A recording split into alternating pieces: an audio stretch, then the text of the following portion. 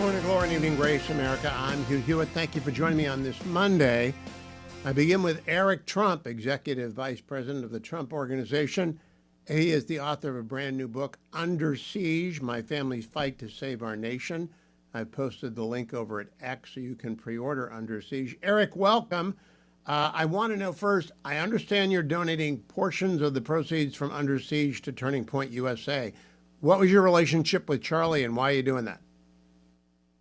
Listen, Hugh, Charlie was a great man. I met him when he was 21 years old. He came into the Trump Organization. He told me all the plans that he had for Turning Point, and man, did that guy ever, make them materialize. We hear about a lot of BS in our lives and, a lot of lofty goals and aspirations, and he did every single one of them, and he did it better. And listen, the whole book, Under Siege, the whole concept is exactly what they've tried to do to my father, what they've tried to do to me, what they've tried to do to the MAGA movement. They've tried to kill us. They've tried to bankrupt us. They've tried to censor our voice. They've tried to gag order us. They stripped us off of Facebook, Instagram, Twitter.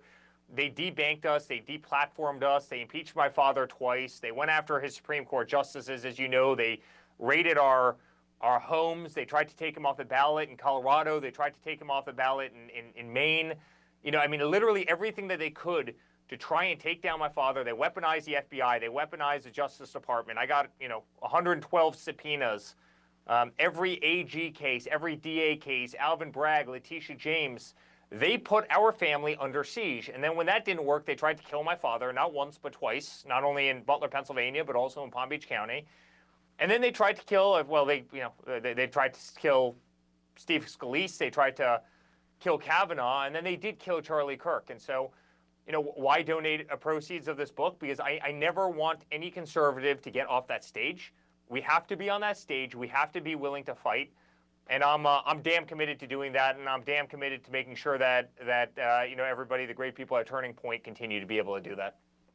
Now, Eric Trump, I'm going to walk through some of the things I expect to see in Under Siege. I am curious at the beginning, though, why relive this? This has been a nightmare since he won in 2016. The establishment has been coming after him and your family. Why sit down and write a book about it? Because I think it's got the greatest ending of all. And Hugh, that is the fact that we won, right? The fact that against unthinkable odds, we won. It's the law of unintended consequences. They thought by putting me in a courtroom every day, by putting my father in a courtroom, by sending me so many subpoenas, I lost track of them, by trying to bankrupt our family, by trying to censor us and laugh at us and weaponize the entire mainstream media against us, that, my father would say, what, this isn't worth it. I'm not going to do this again. And they were wrong. They were wrong. It was a law of unintended consequences where America saw through the sham. There was only so many times you could, cry wolf. And frankly, everything they did to torture us, the American people saw, and we won the greatest political victory of all time. We won every swing state. We won the popular vote. We won 11 extra counties in California. We won Miami-Dade by 11 points, a county that hasn't gone Republican in 37 years, and every single state in the nation tacked further to the right. And so it was the greatest victory of all times against all unthinkable odds. And so I think it's actually a very inspirational book and inspirational theme. And the story had to be told, especially the behind-the-scenes story. Every one of the stories, every one of the interactions with my father, every one of the, the attacks that no one saw, that weren't reported in the news, how we got through them, what they tried to do, and how we ultimately triumphed. Now, Eric, I retired from the practice of law in 2016, so I'm not practicing anymore. One of my last partners was Robert O'Brien, so you know that we charged a little bit. Can you give me some sense of how much you personally had to spend on lawyer bills? Well, that's a great irony, right? For all these sound bites coming from, the far left, Trump, quote unquote, profits off of government. We probably spent $400 million in legal bills to protect ourselves from absolute shams. I was the guy, Hugh, that got the call from the FBI, from the New York Times and the Washington Post saying, hey, I hear you have secret servers in the basement of Trump Tower communicating directly with the Kremlin. I go, excuse me? Secret servers where? First of all, we don't have any servers in basements because basements flood. Second of all, we're largely a cloud-based computing company. And yet, and you reported on it better than anybody, Hugh, every day for, 3 years? They pitted the two greatest nuclear superpowers against each other so some greedy woman could get an extra couple votes. They knew it was a sham. And despite that, hundreds and hundreds of millions of dollars protecting ourselves, protecting our employees for something that was totally made up. It was made up and paid for by Hillary Clinton, and so No, I will that's a want you great to come irony. back after I've had a chance to read every line in Under Siege, but I want to start on January 6, 2017. That's when FBI Director Comey, CIA Director Brennan, the head of the DNI, James Clapper, and then Mike Rogers of the NSA came to Trump Tower. Comey asked to speak with your father alone. I think it was an ambush. I think it was planned from the start. Do you agree with me? It was absolutely an ambush. Hugh, I mean, just back to kind of Russiagate for a second. They knew day one that there was no Russia collusion. I mean, they knew that there was no servers in Trump Tower. They know that there was no communication with the Kremlin, and yet they perpetuated it for 3 years in order to hurt my father. They all lied. All of those same, characters, including Garland, lied. When they raided Mar-a-Lago, they said it was done on behalf of, the National Archives. Give me a break. It wasn't done on behalf of the National Archives. Later on, it became very clear that Biden actually approved the raid at Mar-a-Lago, right? And so it was always a lie. They were doing anything they could to get my father. They wanted my father in prison. They wanted me in prison. They wanted our company gone. And we've won every single lawsuit ever since. But, I mean, Comey was a crooked cop. There's no question about him. He is the worst of law enforcement in this country. The FBI is the greatest, institution. And by the way, if there's one thing that you learn from the Charlie Kirk assassination is how good the FBI can be. They found the guy in 31 hours, 32 hours, whereas under my father's under Biden, they spent more time raiding Mar-a-Lago. I was the guy that got the call when they raided Mar-a-Lago, where one of my guys tells me that there's 30 people at the gate and they're demanding that Mar-a-Lago turn off all of its security cameras. And I go, I'm not turning off my security cameras. I've got no legal obligation. Why am I turning off my security cameras? And then we find out, Hugh, as you know better than anyone, that they were planting, classified folders all over my father's office, laying them on the ground, doing little photo shoots, after they raided Barron's room, after they raided Melania's room. This was the siege. Try and impeach him. Try and bankrupt him. Try and kill him. Try and get his family. Try and get him divorced. Try and humiliate him. Try and get his kids to turn on him, go after his employees, make his life absolutely hell. And when that didn't work, as I said before, that's when they tried to kill him in Butler, and that's when they tried to kill him in Palm Beach. It's unthinkable what they did, and America can never relive what we dealt with as a family. And again, I want the to go good back news to behind all of this. To the ambush. The good news is we won. That Comey orchestrated. As soon as Comey left the office, he had a special assistant by the name of Josh Campbell, who works for CNN now. Josh Campbell wrote a book in which he said, quote, "Once safely back in the car, I immediately handed Comey the secure laptop. Comey didn't say a thing the first time we'd ever climb into a vehicle without exchanging words, but began typing. He paused ever so often to stare out the window as we navigated the city, and he went back to writing. After about 20 minutes, he followed through, following a thorough proofread. He handed me the computer, pointing to the place on the screen where I should begin reading. I was now learning Comey's version of a meeting that would spell the beginning and the end of his career, and one that would mark the start of a veritable hurricane, a torrent of attacks on the rule of law that would risk threatening the viability of our national institutions of justice." I almost laughed when I read that, but I do like the idea that his special assistant confirms he got in the car and started making up a story. Do you think he's going to be convicted? I do. I mean, Hugh, one of the great ironies of everything that Comey's gone through over the last couple of days is no one's focused on the fact that the FBI director, listen, a guy that's supposed to be keeping, terrorists from running planes into buildings like we saw happen on 9/11, somebody that's supposed to be keeping our home front safe from unthinkable amounts of threats that we have, both foreign and domestic, is literally taking the time to leak damaging things about Donald Trump to the New York Times. Like, I can safely say that everybody watching the show, including you and I, would actually much rather have the FBI protecting our home front and protecting our nation and protecting our citizens, than playing these political sham games. And I saw it all the time. One of the stories I tell about in Under Siege is I got called down to FBI headquarters in New York. And Eric, we'd like to brief you on a threat to the company. So I go down there. No one knows about it, Hugh. I get there. There's a cyber threat against, the company coming from, Iran. But you can't tell anybody. You can't tell anybody you were here. You can't tell anybody you were ever here. Literally, Hugh, I am leaving the parking garage. A friend of mine from ABC News calls me. Eric, what were you doing down in FBI headquarters? Oh, I my have no idea goodness. what you're talking. I have no idea what you're talking about, John. He's like, I know you're down there right now. I go, John, I have no idea what you're talking about. I had signed my life away. I had done everything. Eric, don't BS me. I know exactly where you are. John, I have no idea what you're talking about. How would you even know? Because the FBI called and told me. Right? This is the organization. Don't that go we anywhere. were We're going to dealing take a with. break, and we're going to talk during the break, America. I'll play it later in the program, and Eric will be back on the other side. The book is Under Siege. You can pre-order it at Amazon right now. Stay tuned. I'm back with Eric Trump. Eric, your father has had 2 special counsels appointed against him pursuant to 28 CFR 600.1. Do you want a special counsel to investigate Merrick Garland and the conduct of the Department of Justice in waging lawfare against your father and your family? There's no question. I mean, Merrick Garland raided our home, as we talked about before the break.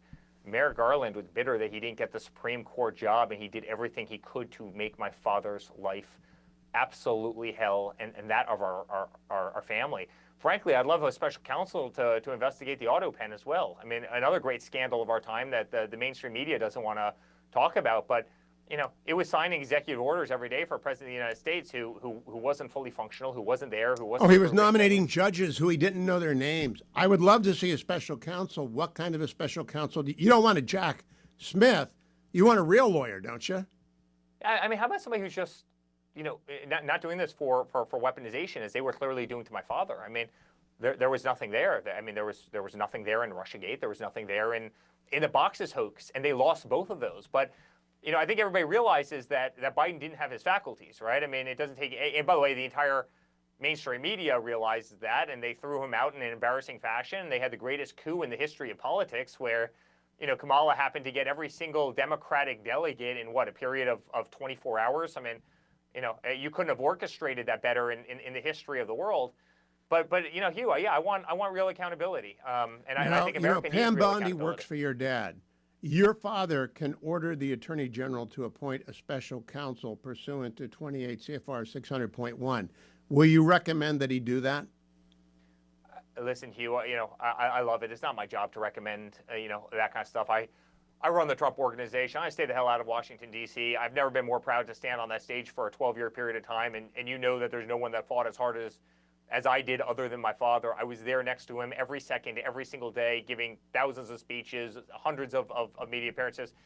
You know, listen, it's not my job to recommend special counsels, but, you know, I think this country wants accountability. I think they see a one-way street in this nation. I mean, even as it pertains to Comey, you see all these Democrats, oh, this is illegal lawfare. I'm like, what about when they came into Mar-a-Lago? What about the multiple impeachments? What about when they raided Melania's closet? What about the 112 subpoenas that I got for, you know, as a guy who's never gotten so much as a speeding ticket in my entire life, because they wanted to destroy our family, they wanted to destroy our legacy, you know, and so, listen, I think they need to face justice. Well, then pass along for me. I'm a DOJ alum. I work for Bill Smith and Ed Meese.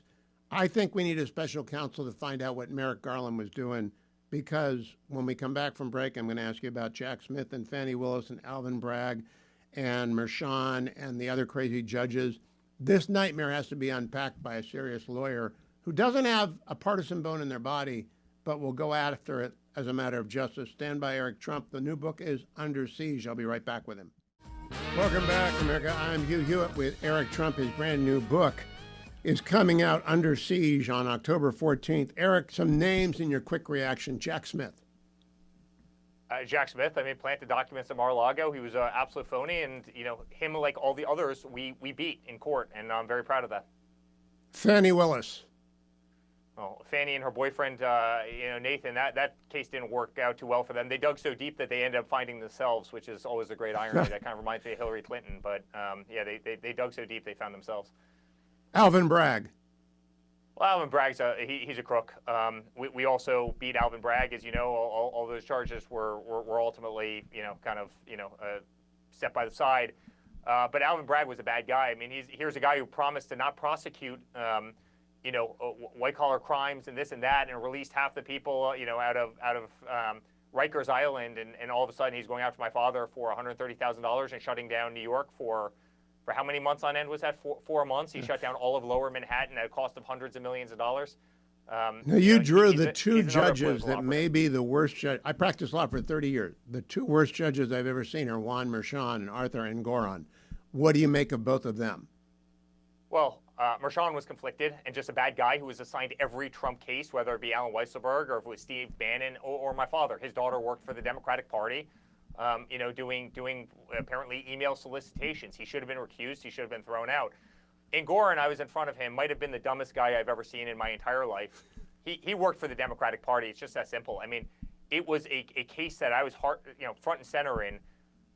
A $560 million verdict against Trump for never missing a payment. Never, when every one of our banks went in and said that Trump is the greatest lender that they've ever had, that, we had never violated a loan covenant, that we had never missed a payment, that we had made the banks hundreds of millions of dollars. And yet he values Mar-a-Lago at $18 million and ends up, finding us $560 million, which the appellate court of New York just threw out about a week ago in a 5-0 decision, including the presiding judge of New York. So Engoron's another hack. He's another, in my Judge opinion, Bozo and Judge Bozo. I want to switch completely. You're a land developer. You're good at it. I've seen your golf courses. Are you in charge of finding where your father's presidential library is going to be? I very well may, Hugh. I am, and I think I've got the greatest site in the world. I can't quite tell you where it is and what it is right now, but it's going to be announced very soon. And I can tell you, this will not be Barack Obama's library, where the thing looks like a jail in the middle of Chicago that costs about $4 billion and looks like hell. It's like literally scaring the residents of Chicago. They're all laughing at the thing.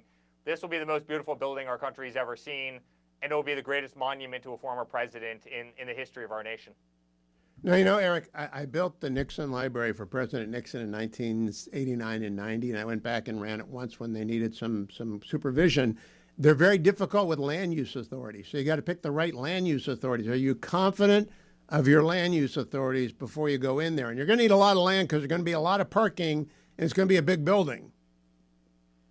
Hugh, the one thing you don't need to worry about with that is I do that stuff a lot better than I even do politics. So, yeah, our land use is going to be perfect. The building's immaculate. The initial designs, I can't wait to show the world. But it's good as it comes anywhere on Earth, this building. And listen, it's a testament to a father that I love.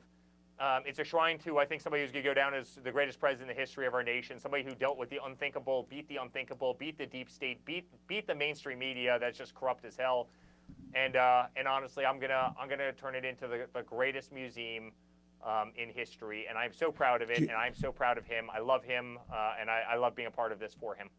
Are you fully aware that the National Archives Record Administration hates Republicans? They do good deals for Democrats and terrible deals for Republicans. Are you aware of that? Well, offline, you and I share a couple of the same good friends, and I know the people over there very well, and yes, I do, and hopefully that's being cleaned up like the rest of the swamp right now. But yes, they've done everything they can. NARA's done everything they can to sabotage Republicans over the years, and I can promise you that's not going to happen. That's not going to happen again. I will assure you of that. I am all over it, and I understand the pitfalls of that organization as well as any, and I will not fall into them. All right, completely unrelated to anything else. I've asked your father about this a couple of times. He became friends with my old boss, Richard Nixon, when RN moved back to New York in 1980. Did you ever meet RN? I don't know if I ever met RN. Do you think your father and he share some things in common? They couldn't be more different in terms of their background, but they're both resilient as can be.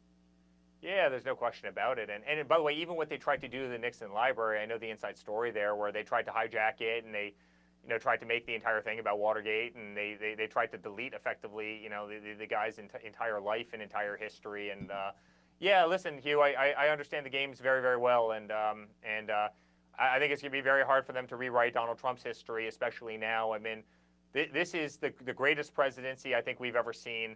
My father's throwing so much lead in the air that they can't catch it. They can't counter narrative it. The media is weak. The media is ineffective. The people don't trust the media in this country anymore. They love Donald Trump. He won in a spectacular fashion. And, I think he is fully writing his own history right now, and I'm very proud of him for that. Now, last two questions. Victor Davis Hanson, maybe the country's greatest historian and classicist, just finished a 150,000-word manuscript on your father. Is your father cooperating with any biographer, and do you want him to? Listen, I think the more than my, and I obviously I know Victor very well. He's a brilliant man and a great person, and somebody I've sat with several times, and somebody I have immense respect for, and by the way, somebody that gets it. I mean, somebody who's just been a voice of reason through so much of this. So I can't wait to read it, but I think he should. At the same time, Hugh, you know how many political hacks that are going to be out there that are going to get paid by one of the publishers to write kind of crap stories about my father. How many of those have we seen over the last 10-year period of time? People who weren't involved, who otherwise attest to the fact that they were involved, who make a couple bucks writing some bad, poorly written manuscript. And I can tell you that won't be the case for for Victor. So I can't Okay, really last wait question. to read it. Your dad is by far the most accessible president, far more than anyone else. I mean, by an order of magnitude, exponentially so. Does that worry you in an age of spiraling violence? Charlie was available too. The Mormon church was open this weekend. All sorts of crazy people are running around this country. Are you worried about that? Absolutely, I'm worried about it. Absolutely. I mean, I was one on Sean Hannity's show that said 6 weeks before, the Butler attempt that I worry that they've tried everything and they'll stop at nothing. And so they're going to resort to physical violence. I got killed for saying that, but I meant it with my heart and soul. And then 6 weeks later, you see what happened. So, yeah, listen, my father's the biggest target of the world. And frankly, we are as a family. I very much worry about his safety. There's no one I love more. And, you pray that Secret Service has their act together. And I know many of the great men and women. They're phenomenal. You can't allow another Bonus Butler to question happen. then. That much I can tell Have you talked to Director Patel about Thomas Crooks? We don't know anything about Thomas Crooks. I can't believe we don't know anything about Thomas Crooks. I can't tell you how much it pisses me off as a son, right? My father said he's at ease. I'm not at ease. I'm not at ease. We know more about every single grandmother who walked into the Capitol on January 6th than we know about Thomas Crooks, than we know about, frankly, either of the shooters, either obviously, Butler or Palm Beach. I'm not satisfied at all. They somehow got into every phone of every person who walked into the Capitol, but they can't get into this guy's multiple phones. I call BS. I want to know the truth. This entire country wants to know the truth, and I spent a lot of time talking about exactly that in Under Siege. Have you talked to Patel about it? The director is the one that can make that happen. Yeah, I know Cash very well, and I think he'll ultimately get to the bottom of it. Eric Trump, thank you for the half hour. I look forward to talking to you once I've had a chance to read Under Siege. Under Siege can be pre-ordered at Amazon right now. It's going to sell and sell and sell because I think one of the Trumps is finally going to open up and tell us what they think. Eric Trump, thank you.